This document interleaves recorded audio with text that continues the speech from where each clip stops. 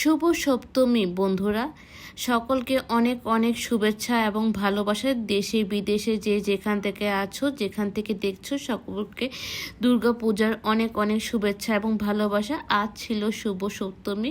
তো সপ্তমীতে আজকে আমরা কোথায় কোথায় ঘুরলাম, কি করলাম, কি খেলাম দিলাম, তা নিয়ে আজকে ব্লগ। জানি এটা একটা কুকিং ব্লগ, বাট আজকে আমি নিজেকে রেসিস্ট করতে পারছি না যে আজকে আমি কোথায় কোথায় ঘুরেছি। কারণ বছরে একটা দিনই আসে, সেটা শারদীয় দুর্গা পুজো, যেখানে কিনা আমরা ঘরের খাবার না বাইরের খাবার খেতে পছন্দ করি। কারণ আমরা বাঙালি, আমরা বাইরের খাওয়াটাই প্রাধান্য দিই অনলি ফর দ্য দুর্গা পূজা। তো আজকে আমি বড় প্যান্ডেল থেকে ছোট প্যান্ডেল, অনেক প্যান্ডেলই ঘুরেছি, বড় মণ্ডপ ছোট মণ্ডপ। তো আমি শুরু করছি আজকে আমার সাজগোজ দিয়ে। তো আজকে আমি একটি ইট কালারের একটি শাড়ি পরেছি সাদা পাড়ের, এবং কলকা আমি গয়না পরেছি, এবং আমার গয়নাটা আমি আমার ফ্রেন্ডের চ্যানেল, সেটা হচ্ছিল আয়ুষ থেকে নিয়েছি। তো আমরা এখন প্রথমে বের হচ্ছি বনানীতে, গুলশান বনানী আমরা হলো প্যান্ডেলে যাচ্ছি। তো যেটা কিনা আমার বাড়ির একদম নিয়ারেস্ট লোকেশন। তো আমি এবং আমার মা আমরা দুজনেই আজকে হচ্ছিল একটু ম্যাচিং বলতে পারো, অরেঞ্জ বেস্ট কালারটা হচ্ছিলো আমাদের কমনলি মিলে গেছে। তারটা হলো সবুজ কমলা, আর আমার হচ্ছিলো ইট কালার আর হলো সাদা, যেটাকে আমি প্রথম ভেবেছি অরেঞ্জ কালার। তো আমি আজকে অরেঞ্জ বেস্ট করে নেল পলিশ এবং হচ্ছে চুড়ি কিনেছি। পরে আজকে আমি পরার সময় দেখলাম যে no it's a brick colour. যাই হোক, আমার কাছে কালারটা পছন্দ। আমি চলে এসেছি আজকে হলো 8:30টার দিকে, একদম সুপ্রভাতে আমি এসে পড়েছি হচ্ছিলো গুলশান বনানী। সেই অনেক অনেক ফেমাস হচ্ছিলো সেই বনানী প্যান্ডেল। তো বনানী মণ্ডপে আমার বরাবরই অনেক পছন্দ, তার ডেকোরেশন এবং তার প্রতিমা এবং তার আয়োজন, ইচ অ্যান্ড এভরিথিং এতটা পারফেক্ট, কি বলবো বন্ধুরা। আমি জানি এটা নিয়ে অনেক কন্ট্রোভার্সিয়াল কথাবার্তা আছে, আমি জানি যা ঘটে তার কিছু হলেও রটে। তবে হ্যাঁ, প্লাস মাইনাস নিয়ে এই জীবন, সব কিছু নিয়ে চলতে হবে। তবে পার্সোনালি আমি গুলশান বনানী পূজা প্যান্ডেলটাকে অনেক পছন্দ করি, এবং ষষ্ঠী থেকে দশমী পর্যন্ত প্রত্যেকটি দিনই আমি হচ্ছে ওখানে একবার হলেও যাই, এবং বাড়ির নিয়ারেস্ট লোকেশন বলেও একটি কথা। তো এবারে ডেকোরেশনও একদমই তাক লাগিয়ে থাকার মতন। তো এই প্যান্ডেলটিও পছন্দ হয়েছে, কিন্তু আমার কিন্তু এবার কিন্তু উত্তরার দিয়াবাড়ি প্যান্ডেলটা সবচেয়ে বেশি পছন্দ হয়েছে, যেটা কিনা প্রতিমা আমি প্রথমেই একদম ভিডিও ক্লিপে দেখিয়েছি। এবং আমাদের যেটা অন্যটি চ্যানেল আছে, আবার গ্লো আপ ইউটিউব চ্যানেল, ওখানে কিন্তু আমরা কিন্তু ডেইলি লাইফস্টাইল বা কোথায় যাই, কী করি, হাবি জাবি, এসব আমরা দিয়ে থাকি। তোমরা চাইলে ওই চ্যানেলটিও সাবস্ক্রাইব করে দেখতে পারো। তো সকালবেলাও এসে হচ্ছিল প্রথমে কিছু ফটোশ্যুট করেছি, কারণ হলো ভিড়ের মধ্যে ফটোশ্যুট করা যায় না, কারণ কারো হাত, কারো পা, কারো মাথা, কারো হাবি জাবি এসে পড়ে, যার কারণে আরাম করে তোলা যায় না। আর হচ্ছিল এই যে প্রতিমার সামনে তো কাপলরা এমনভাবে ছবি তুলে যেন হচ্ছিল দুর্গা মা আসে হচ্ছিল কাপলদের সাক্ষী হওয়ার জন্য। এই যে আমার সামনে হচ্ছিল একটা কাপল আছে, যারা হচ্ছিল ছবি মনে করেন কোটি কোটি তুলে ফেলেও তাদের খায়েশ মিটছে না। সেই 8:30 থেকে 9:30 পর্যন্ত 1 ঘন্টা, মানে কি যে ফটোশ্যুট করলো। মানে ওনার ফটোশ্যুটের জন্য বেচারে একটা সাংবাদিক আসছিল, হ্যাঁ, নিউজ রিপোর্ট করার জন্য। সেও 15 জায়গা ছেড়ে চলে দিয়েছে। সেও বলছে ভাই তুই আগে ছবি তুল, তারপর আমরা তুলবো। তো আমি ইনডোর আউটডোর সব জায়গায় ছবি তুলেছি। তুলে আমি মোটামুটি দেখলাম যে ছবিগুলো পারফেক্ট। তো আমিও একটু ঠান্ডা মাথায় আমিও একটু সামনে বসে আছি, সোফাতে বসে একটু আরাম করছি আর পুজো দেখছি। আর আমার খুব শান্ত মানে নিরিবিলি জায়গা পছন্দ। আর এখন সকালবেলায় সপ্তমী দিন, তেমন লোক ছিল না।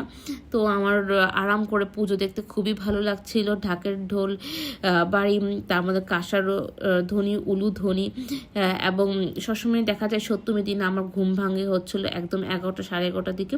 তো আজকে আমার একটা মিটিং ছিল, সেই মিটিংয়ের জন্য আমি অনেকটা রেডি ছিলাম। তো এই কারণে আমি আজকে অনেক সকালবেলা পুজোতে অঞ্জলি দেওয়ার জন্য এসে পড়েছি, কারণ মিটিংটা আমার 11টার সময় থাকায় আমি আবার অফিসের দিকে যেতে হয়েছিল।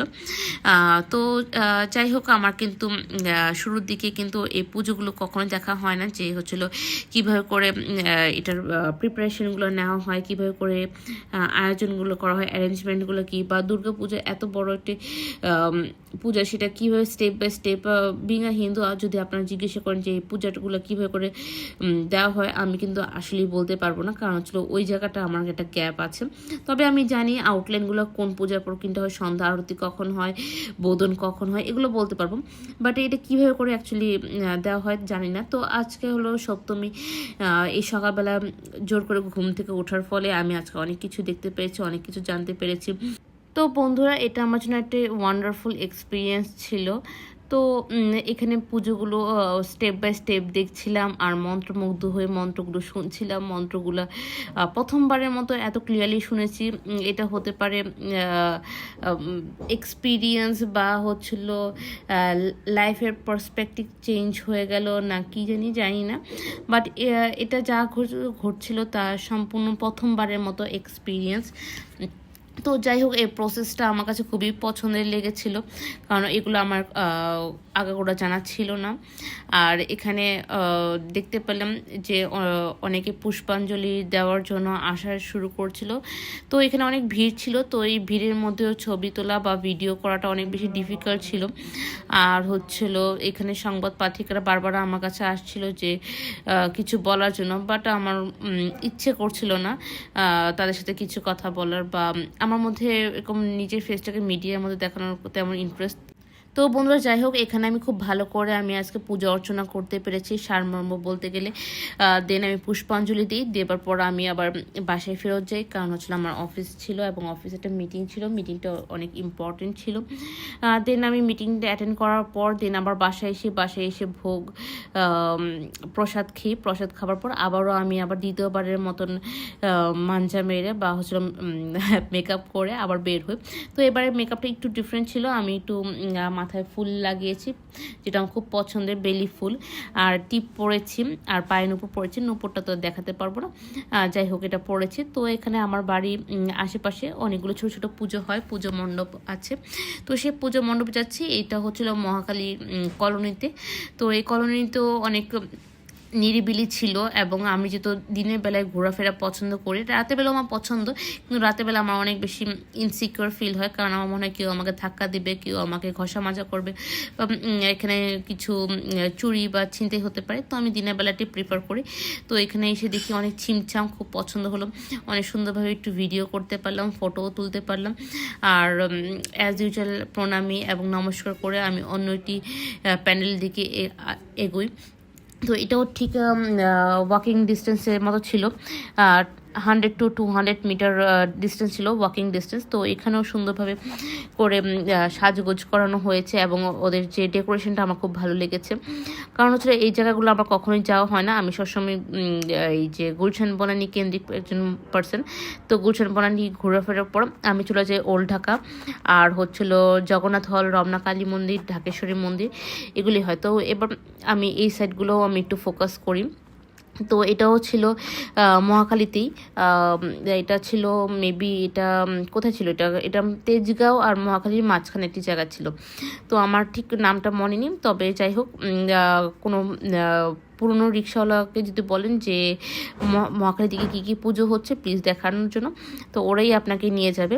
তো এবার মহাখালী পুজো সেরে আমি চলে গেলাম এখন ডিরেক্টলি খামার বাড়িতে। তো এখন যে প্যান্ডেলটি দেখানো হচ্ছে এটা হলো খামার বাড়ি। খামার বাড়িটা আমার কাছে অন এভারেজ লেগেছিলো, ওরকম বেশি আহামরি লাগেনি। মানে খামার বাড়ি যতটা বেশি নাম শোনা যায় বা অনেক বেশি বড় মণ্ডপ হিসেবে পরিচিত, সেরকমভাবে আমার কাছে এটা অন এভারেজ লেগেছে। আর আশেপাশে খাবারের স্টলগুলো ছিল। তো আজকে হলো আমাদের নিরামিষ ভোজ, তো আমি ফুচকাও খাবো না, কারণ ফুচকার মধ্যে পেঁয়াজ থাকে, তো এটাও আজকে ইগনোর করা। আর মানডে হচ্ছিলো শিববারে আমি পেঁয়াজ রসুনও আমি ইগনোর করি। দেন হচ্ছিলো এখানে কিছুক্ষণ ঘুরেছিলাম। তো এরকমভাবে আজকে আমার কোনো স্ট্রিট ফুড খাওয়া হয়নি, তবে বাসায় আমার শুধু চাটা খাওয়া হয়েছে আর প্রসাদ খাওয়া হয়েছে। তো এইভাবে করে আমার এই আজকের সপ্তমীতে আমার যে খামার বাড়ি ঘোরাটা হয়ে গেছে। তো এরপর আমি কিছু চুড়ি কিনেছিলাম, কারণ আমার আরেকটা শাড়ি আছে সবুজ রঙের, তো ওই দিন আমি পরবো। এটা নবমীর দিনও পরতে পারি, বা হচ্ছিল পুজোর পরে অফিসেও পরতে পারি, তখন তোমাদেরকে দেখাবো না। তো আমি এখানে একটা লাইট গ্রিন কালার একটা চুড়ি কিনেছি, কেনার পর আমি এখন চলে যাচ্ছি এখন ট্রিপসি করে। এটা হচ্ছিল আইটি মণিপুরি পাড়ার পুজো প্যান্ডেল। এখানে যদি যাও তাহলে কোনো রিক্সাওয়ালাকে বললেই হবে যে তুমি মণিপুরি পূজা দেখতে চাও, তাহলে তোমাদেরকে তারা নিয়ে যাবে। তবে এখানে ম্যাটারটি হচ্ছিলো, আমার একটু খেয়াল করে দেখলাম যে এবার যে প্রতিমাটা আমার খুব চেনা চেনা লাগছিল। তারপর মনে করতে পারলাম যে লাস্ট ইয়ারও সেম প্রতিমা রেখেছে। আমি জানি না ওরা কি প্রতিমা কি বদল করেছে নাকি একই প্রতিমা বা স্ট্যান্ডার্ড বা ডিজাইন সবসময় রাখে। তো যাই হোক, আমাকে কিন্তু এই জায়গাটা খুবই ভালো লেগেছে, ছিমছাম সুন্দর। আর সবচেয়ে বেশি ভালো লেগেছে ওদের সাংস্কৃতিক আয়োজন, যেটা কিনা ওরা কোনো বাইরের কোনো সঙ্গীত শিল্পীকেও নিয়ে আসেনি। ওরা সুন্দরভাবে নিজেরাভাবে মনালি ঠাকুর এবং অনুপম রায়ের যে দুর্গা পূজা রিলেটেড যে সংগুলো আছে মা দুর্গাকে নিয়ে, সেই সং এবং তার সাথে খুব সুন্দর করে ডান্স করেছে, যেটা কিনা অন্যান্য প্যান্ডেলে দেখা যায় যে হিন্দি সং রাখে বা এ ধরনের যে হিন্দি সং এংজাইটি সংগুলো রাখে বা রোমান্টিক সং রাখে, ওগুলো খুবই বিরক্তিকর, আমার মোটেও পছন্দ না। তো এখানটার ব্যতিক্রম দেখে আমার খুব ভালো লেগেলো। আর বনানীতে আজকে রাতের বেলায় আবার হচ্ছিলো অনেক সুন্দর সাংস্কৃতিক আয়োজন হচ্ছে, যেটা কিনা ওরা বাইরে থেকে শিল্পী আনছে। তো আমি এখন এটা এনজয় করছি। তো আজকে সপ্তমীতে এইভাবেই চললো। সবাই সুস্থ থাকবেন, ভালো থাকবেন। আবারও দেখাবে অষ্টমীর দিনে, অষ্টমীর নতুন কোনো আয়োজন নিয়ে। আর সবাইকে মহা অষ্টমীর আগাম শুভেচ্ছা এবং সবাই সুস্থ থাকেন এবং ভালো থাকেন। Take care.